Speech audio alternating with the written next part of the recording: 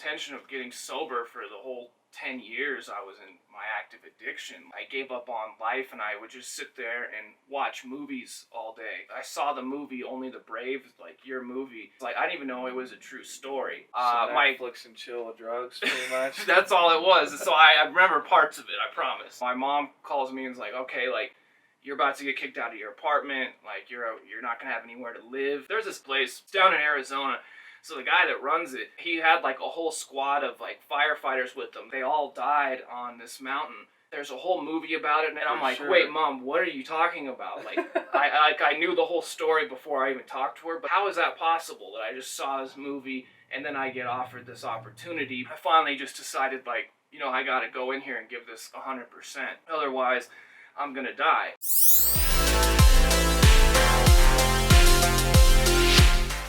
So often one of the biggest issues with people finding treatment is just finding the right fit.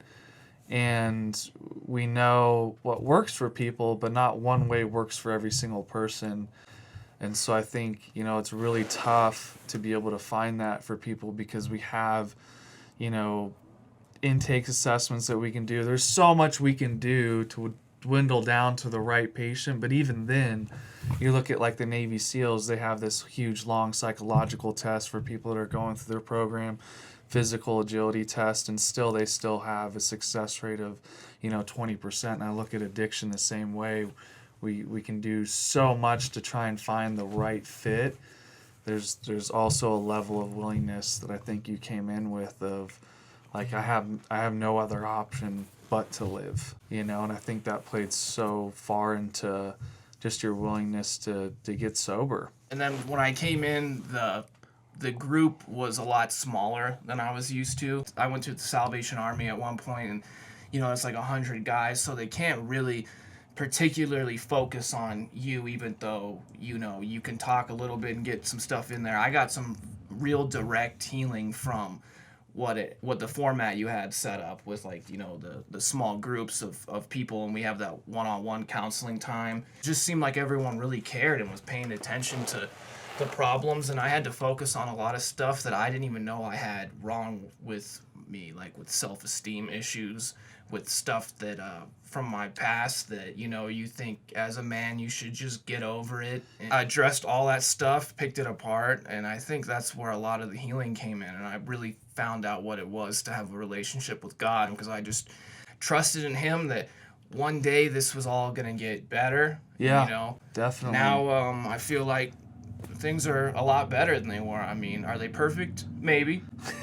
And I appreciate all the stuff that went on there. I mean, even down to just inside the house, just how the other clients, like, that I consider dear friends of mine now, how we interacted and supported each other. And that just takes one dude to, like, step up and say, okay, quit all the talk about, like, drugs, you know, and how fun it was. Let's focus on getting sober and recovered and doing the next right thing. And then people gravitate towards that. Yeah, I think it's so important to build a sense of camaraderie within the program. And by having a smaller program, it allows us to do it. And we've kind of found the sweet spot of, you know, not just a number of clients, but the types of personalities that are being put into, you know, a milieu or a house or the group room, and really coming to understand how different characteristics pair well and some don't, but also allowing some of that clash to happen so people can work through things. Because if you just provide this complete safety bubble, you know, and they're never challenged to grow or work through something, they're gonna face in the real world, and they're just gonna revert back to what they know. So, like, any little stumbling block that was to happen, like, along the way to where it made them feel uncomfortable, then they would be like, oh, you know what, I can't do this. Like, I'm gonna use over it, you know.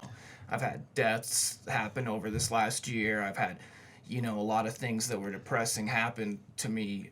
A lot more good, but some things in the past that I would have used over. And I had those tools to get through it, because there was definitely a few points where I wanted to relieve how bad I felt about a situation. And I just chose not to, and I just prayed about it, and I figured out what I could do to fix it. and how to feel better, and then I just stuck with what was working, and then eventually it all, softened to where, I realized, hey, that wasn't unmanageable. And then you start building those like little bricks in a wall to where you build up a fortress, so no matter what, I'm not going to go use over this anymore. In the past, you look at how things have managed to work out and you say like, oh, that all worked out. I don't know why I was tripping so hard on that. And then you go, why can't you just take that and blindly trust that God's going to keep doing that for you, even though that bad things have happened. Right now, that in the past that all worked out. Trust that plan into the future going forward. I think it's so hard for people to see the miracles that God is performing in their lives. I think once people start to understand them, or at least acknowledge them, we always tell, history will repeat itself. So if we look at our history and if we look at where God was at in our lives, and then moving forward in sobriety, we can see the moments that he's brought us through. And like you're saying, those are the bricks of the foundation of the memories we can go back to and say, hey, I went through this tough time. I didn't have to use, and I'm here today sober. So the next tough time, I can go back to, such and such date and look at, that was a really tough time in my life, but it necessarily wasn't unmanageable. I had God to rely on. I had my program, the fellowship, prayer to be able to work through that. And I think getting comfortable with being uncomfortable is something that's so important about recovery. And that's, a lot of times you can probably look back in treatment and say, man, why didn't they solve this for me? Like, initially some of the issues that might have arose, like why couldn't they fix it sooner? Why wasn't it the simplest things of like guys arguing over food, right? Mm-hmm. Or dishes. Big issue. Yeah. Dishes is the main issue, yeah. I think, in recovery. Like if you can't confront someone in a assertive way, not passive, not aggressive, not passive aggressive, of like, hey man, can you help out with the dishes? And if you can't express your feelings, what are you going to do in the real world when people really don't care what you think? Because those men in the house, they care. They just don't know how to communicate that sometimes, or they're working on themselves, or they're just in a spot. So it's really difficult. But just those little teaching moments that were nothing then, I see playing out in so many guys' lives that are sober today, that they get to, they're like, yeah, man, I got a roommate and, things are going really well and we're talking well, or I'm communicating better with my parents now, or my spouse, my loved one, whatever it is. And it starts with, those little confrontations and communications in a tight-knit environment where everyone's there to get help, but letting you guys walk through it, experience it, and come out on the other end with just another brick for you guys to say, hey, I can talk to people about these things. I can have a conversation and it be healthy. And that person doesn't have to get angry or depressed, or neither do I. Neither one of us have to use over this situation. I'd let resentment tear me up to where, I'd end up relapsing over it. Once you gain the strength and the tools that you get out of recovery and you're following a good life and, your walk with God,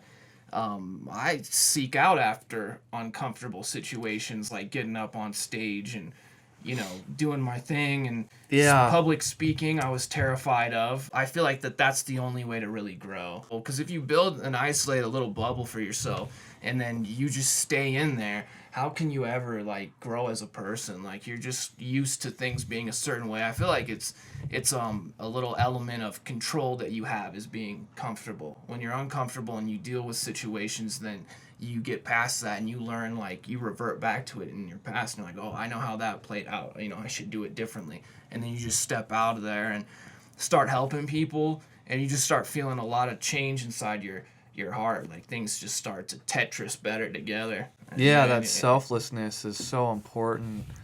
And I like how you say they just start to Tetris together. When you get removed from selfishness and you start stepping into being selfless, you realize what's important in life, and it's the people around you and the love you share for yourself. I think that's what's so hard about recovery is, the forgiveness and the love piece. And I think that's what is different for a lot of people, is when they find Christ, there's no other way to describe that unconditional love, and not just only forgiveness, but that God can forget. And when people start to dive into that and feel that and know it to be true and find it experience over experience, like building those bricks, history will tell them, when they continue on the right path, that, hey, this path leads to success. It led to success in the past. Now it's going to lead to success in the future, but it's just making some of those shifts and changes that we don't want to by being uncomfortable. I think people, they find themselves in this bubble of comfortability and no challenge and no growth, and it takes a simple pinprick to burst that bubble. And a lot of people just haven't found balance and work life, family, recovery, faith. Like during times like these with the coronavirus, like you can tell how well balanced people are. There's people out there that are loving spending time with their kids right now, and there's people that can't wait to get away from them. Yeah. And are looking at it as a chore, and it's like, man, what a blessing to be in a position to be able to spend more time with your kids.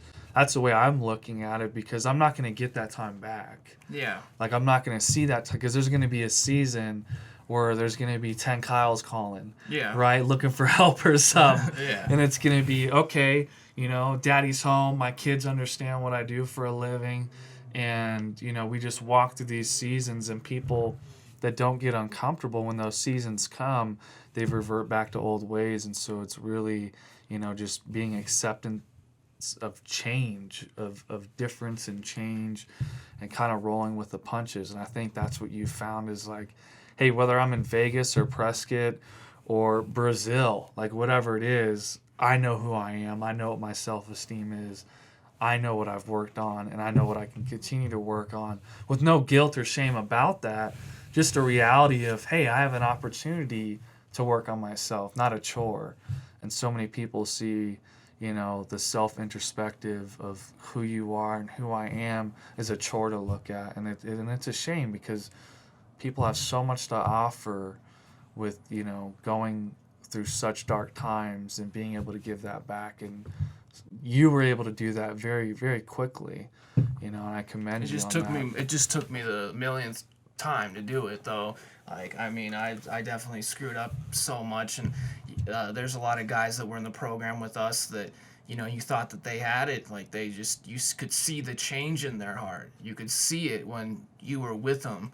And then as soon as they went back to their old cage, it was right on again with the using. I think we can rest in the process, because the results are up to God.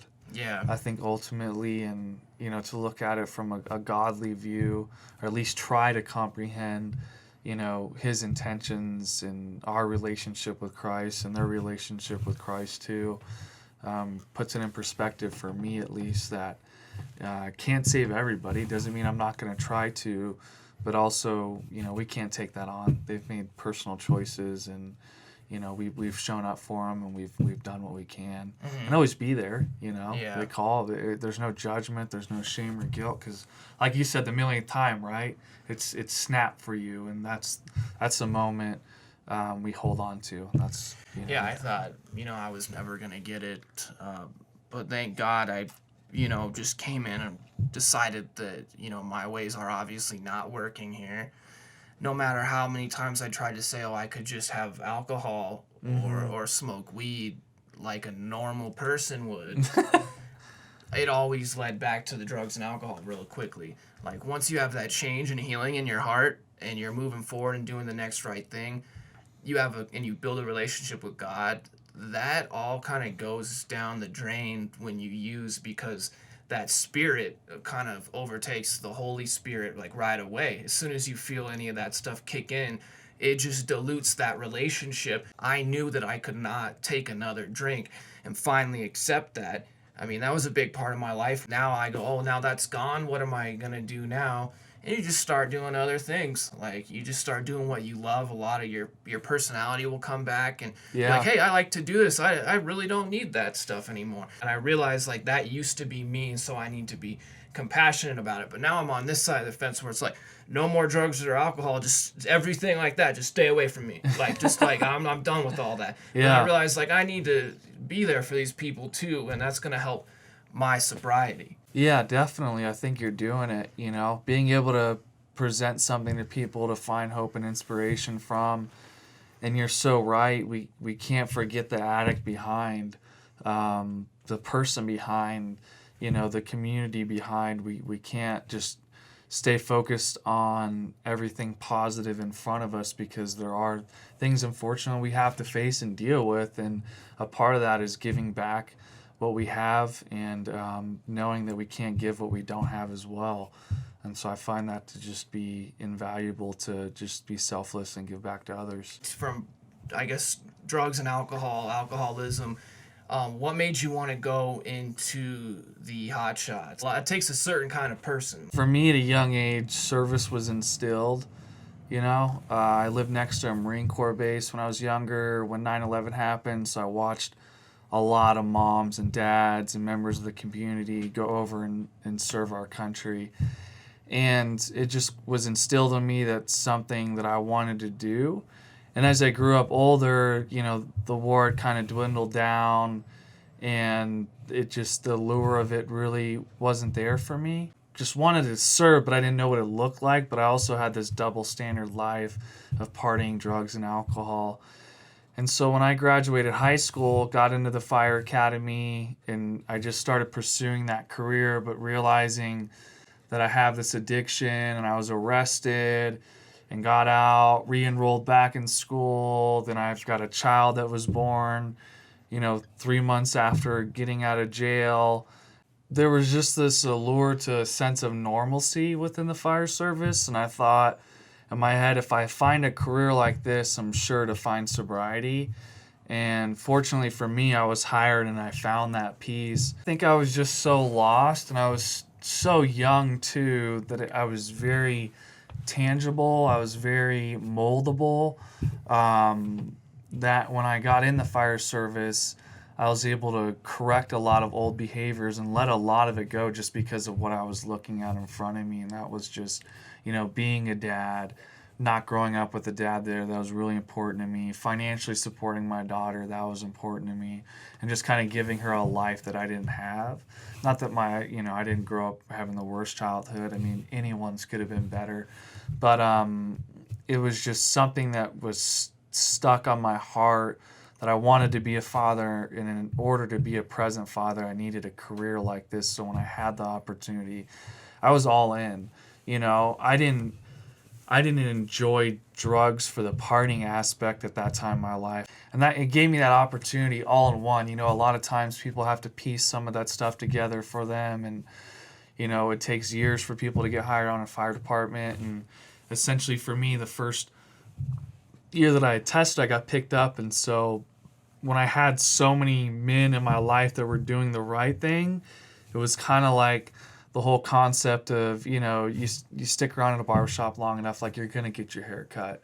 And being around the hot shot community, and being around men that were wanting and striving to be the best at the job and be good fathers and be good people of the community, it rubbed off. Also having Christians on the crew, just in certain ways very, what's the word I'm looking for, tactfully bringing up Christ, and very uniquely coming with certain situations and presenting itself to where I just started to be molded as a young man to what I wanted to be. So when the opportunity to not use came, I was at a point in my life when I was done using. I was at a place of my darkest depression, and I only used just to numb and forget. And I've saw the story and how it unfolded. What do you remember from that day, I guess, that we didn't see from your perspective? Looking back at the reality of that day and how the film portrayed it, I think they did a really good job, and it was honoring and fitting. There's only so much you can capture in a film with 2 hours on a screen, right?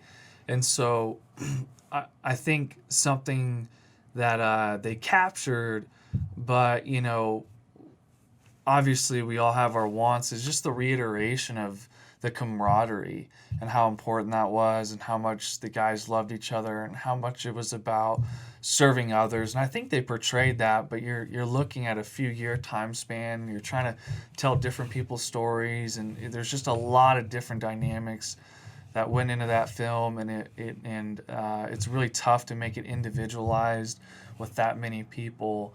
But overall, they captured this sense of what it's like to fight wildfires, what the brotherhood was like on the crew, and what it could look like on a lot of different other crews as well. And then kind of just the intensity of what that day was like. Every sense of stability I had felt had been lost that day.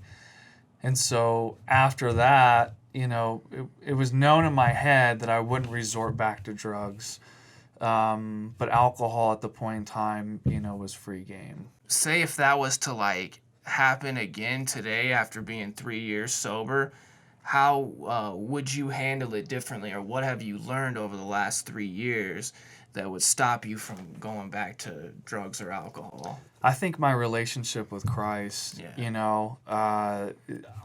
I'm 28. We're both still young, and unfortunately, there's tough times to come, right, for everybody. And so, I know in my heart that my brothers are in heaven. I believe that. I believe that since day one of that tragedy. Just have had this overwhelming sense of peace about them being in heaven. But today, if I were to go through a tragedy, or just a tough time, or if someone's watching and they're going through something right now, I think the most important thing that I've had is, my relationship with Christ and that sense of fellowship, and just really looking back to that love and that forgiveness. We pray nothing like that ever happens again, but we just, every day we lose people. But to the flip side, there's babies that are born, there's miracles that are happening, there's people that are being healed, there's people that are, graduating with degrees, coming out of poverty. There's so many amazing moments to look forward to that I think sometimes people can get swallowed up, especially like a time like this and kind of some of the negative stuff. So it's really important to be cautious, but also not live in fear, of what could happen. Doing that, we have an opportunity to honor those who we love and those who we've lost, and those who we get to meet too, and those who we get to encounter with, and how we get to interact in their life, and the difference we have an opportunity to make. Yeah, I think fear is the ultimate destroyer of our success, and I was always afraid to step out of my comfort zone, and because I just felt like no matter what, I was gonna be a failure. Like deep down, that was my negative cognition, which we learned in Holdfast. Once I picked that apart and realized the profession that I was going after was so hollow. Even when I came into the program, I was still all about it. I thought if I achieved certain things, that would mean that I wasn't a failure deep down. And no matter how many things I achieved, it didn't fill that void in me. Yeah.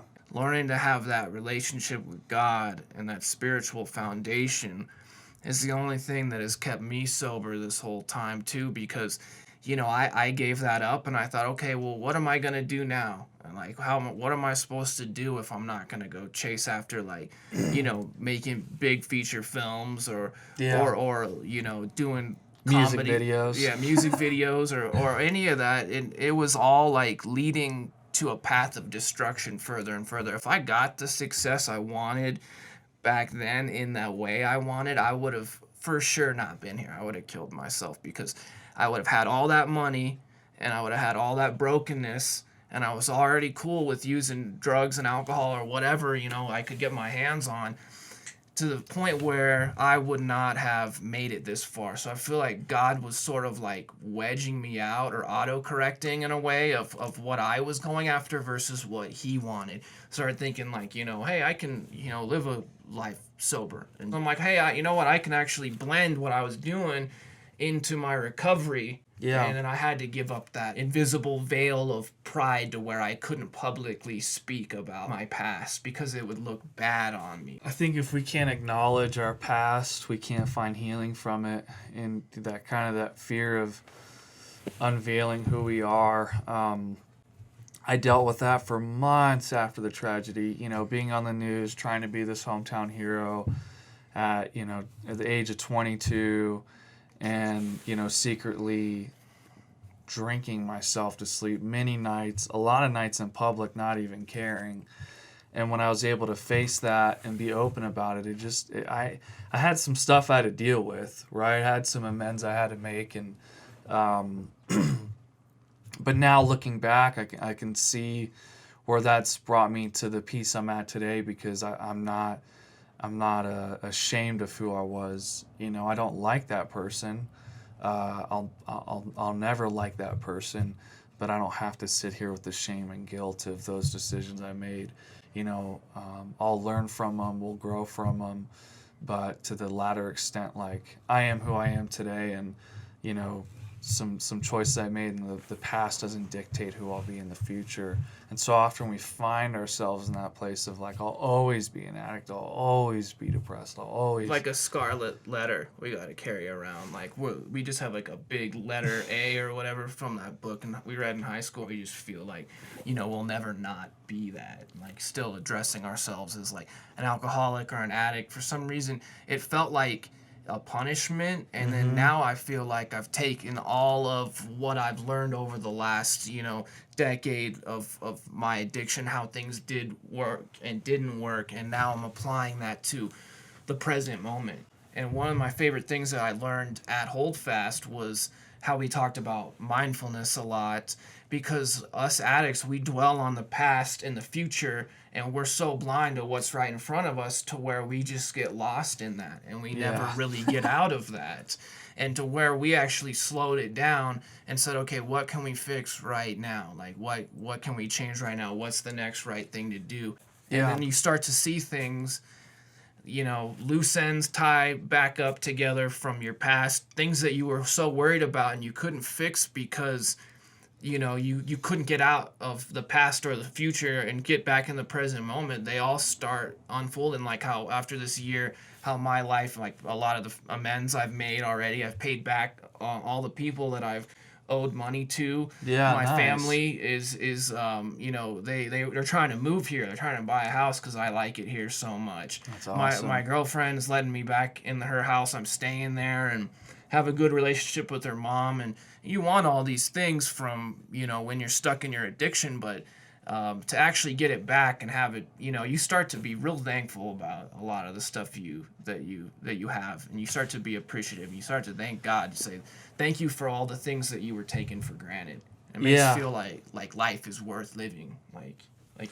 There's such a different value to the little things in life that we long for. And I think the patience and the dedication and perseverance to work for it is huge too, because so often you find people getting fresh out of recovery and they think they're owed all these things. Well, I've been in treatment for 30 days, 90 days, whatever 30 it days, is. Give me a break. and that's probably one of the biggest things. It's like, man, have that excitement, but also stay humble and know that people work at different times and paces, and that your self-worth doesn't come from those things, even though in addition to, there's such a great part of who you are. And it's just wild to see.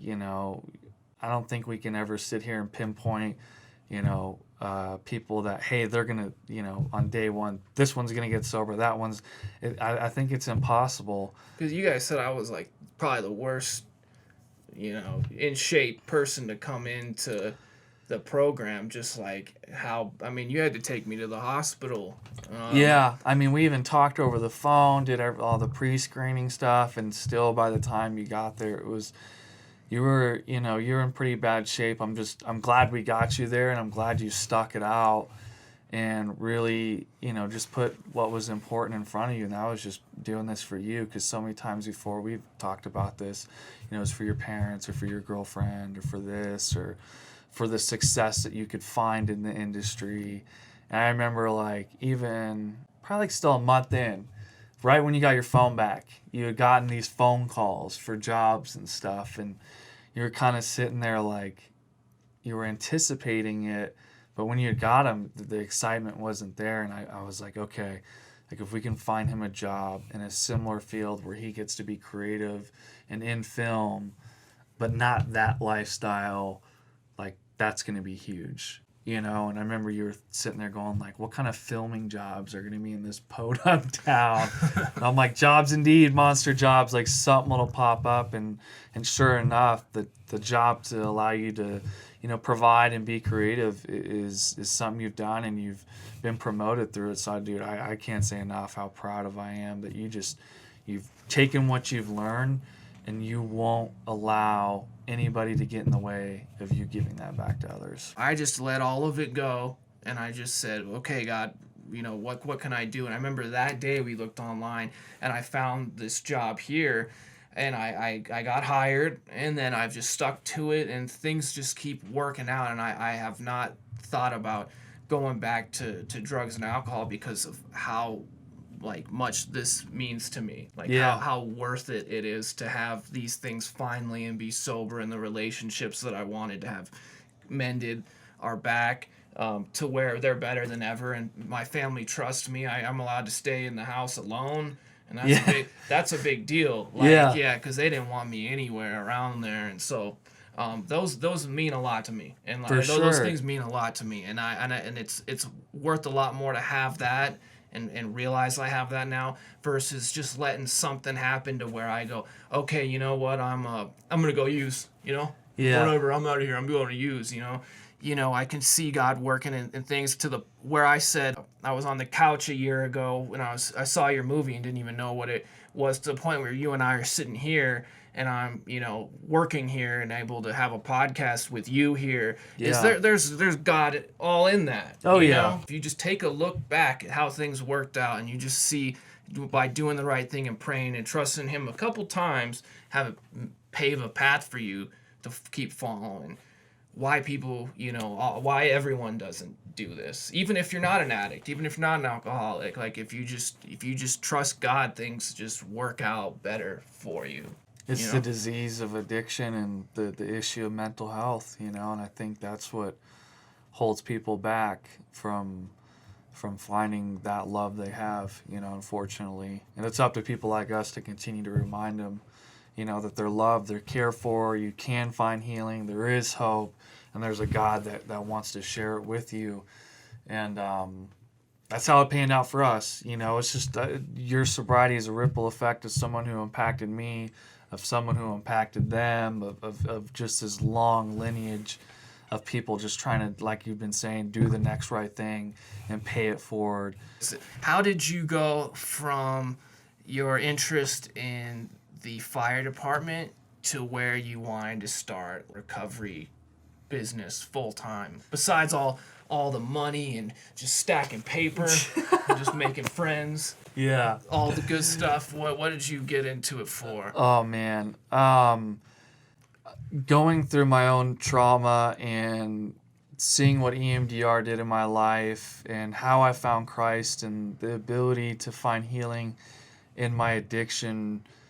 When I finally had clarity and I looked up and I looked around, I didn't see that happening for other people. And I was at a moment in my life where I had written the book, I had poured so much time into that, and the movie had premiered, and we had done I had done my job to honoring my brothers in that sense of those two projects. And I was at a place of, you know, hey, those were kind of some short-term things to keep me focused. You know, what does the long-term look like? And I, you know, thought about the fire service, and I was like, well, mentally, I don't know if it's there for me. Spiritually, I felt like I had accomplished that childhood dream. And I was like, what am I made of? Is the question I'd ask myself. Like, what am I truly capable of? And what is God calling me to do? Because when I found the fire service, that wasn't me praying with God about the fire service. That was God giving me an opportunity. And so I just started praying, and He just put it on my heart to open up a treatment center. And I was just blown away because I didn't know anything about running a treatment center. I didn't know anything about business. I had, went from high school to a semester of college to fighting fire to, wanting to embark on this journey. And the more and more I went to that Bible study that you went to when it first started, the more and more I realized this is what God wanted me to do. So I just started reaching out to people that I thought knew something about this industry and could offer me insight, and people that knew something about business that could offer me an idea of what it would look like. And, it just started formulating the plan and kind of this vision of what healing would be provided and how we would provide it, but also not having a closed mind to just remaining a sponge and still learning.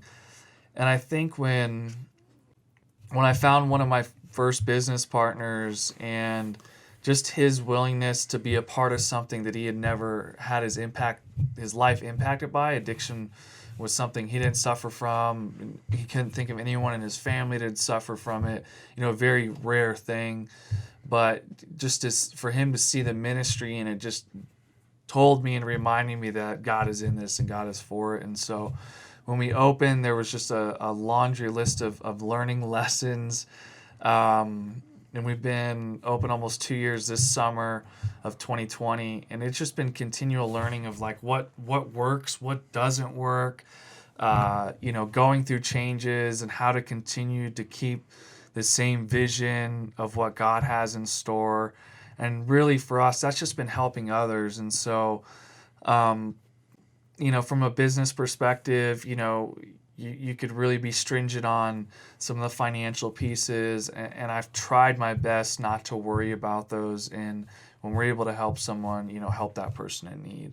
And I think, someone like you, not to get into details, but that paid off for us in 110% dividends, because you're here today with a year sober, and there's not a price we could put on that, right?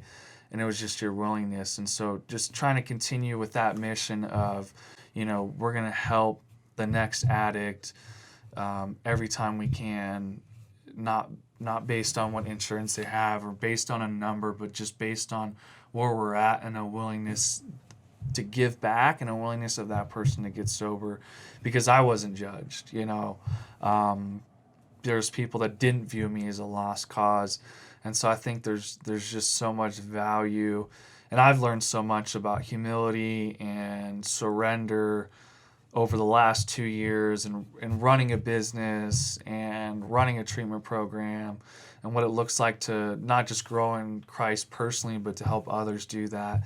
It's really shown me how to lead my family, how to be a better member of my community, be a better speaker, and just be bold in my relationship with them, because I know what's true. I don't ever want to push Christ on people, but I also don't want to not have an opportunity to share him with somebody. And so it's just finding that balance. But, from start to finish, I wouldn't change anything about the treatment center, just the ups, downs, the good times, the tough times. It's all led to today, right? And that's just defining me as a man. And I know when my kids are older, they're gonna look back and they're gonna say, Daddy spent a life trying to be a good father and serving others and a follower of Christ. And that's what matters to me the most, not the dollar signs, not how big it gets. I could give two shits. I grew up in rough areas. I grew up without a lot of times. And those moments define me today. And I've seen people with money. I've seen what money does to people, and it destroys their lives. And so for me, I just want to, when I'm 60, I just want to look back and say, hey, I helped this many people. Not this is how much money I made, or, this is the ripple effect, of what God put on my heart and what someone stepped in my life and brought. And, I hope that it continues to transpire like you with this podcast. I had a client last week, former client that called up and said, hey, I want to start a treatment center, but I'm looking at the valley, and, is that like a competitive area for you? And I'm sitting there thinking, there's no competition here besides to be better as a program. So, like, here's how I did it. Here's how I wrote my first business plan. These are the mistakes I made. These are the learning lessons you can learn from, like, and go do it. If that's what you felt called to do, like, do it and trust and have faith that, through the tough times, God's going to come out victorious no matter what. And, just to be able to be a part of that ripple effect is huge, because I can see in different people's lives where they've chose one of the latter. And, defining success is important. And for me, that's how do I get to impact others? How it looks on paper, you've always wanted to help people. I mean, that's kind of like in your DNA, that you've always wanted to be out there, like the fire service, risking your life to help others. Right now, you're not doing that, but you're doing basically something on the exact same parallel, where you're trying to save others with Holdfast. And I know when I was in there, it was like a family. I actually felt like, you guys are my friends and like my family. That's why I moved here now. There's such a great community here that's unlike anywhere else that I've ever gone to.